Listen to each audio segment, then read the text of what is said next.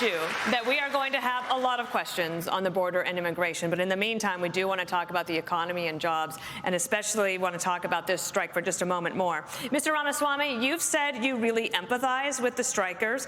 You're standing next to Senator Scott. Do you agree with what he said, or do you think he's wrong? I agree with some of what he said, for sure. I like the spirit of it. I'll say that I don't have a lot of patience for the union bosses. I think that's where he and I actually have a common view. I do have a lot of sympathy for the workers, however. People are going through real hardship in this country. I've been through hardship growing up. My father stared down layoffs at GE under Jack Welch's tenure at the GE plant in Evendale, Ohio. My mom had to work overtime in nursing homes in Southwest Ohio to make ends meet and pay off our home loan. So I understand that hardship is not a choice.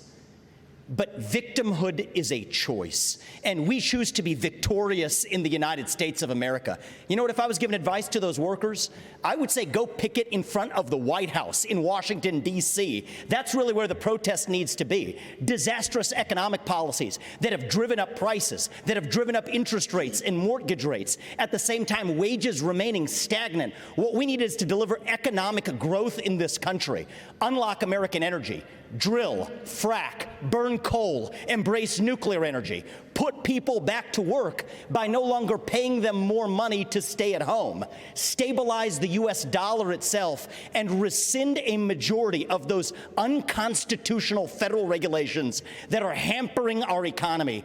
That is how we unleash American exceptionalism. And that's not a Democratic vision or a Republican vision. That is an American vision that we embrace economic growth, and capitalism is still the best system known to man to lift us up from poverty, and we should not apologize for it. That's what it means to be an American.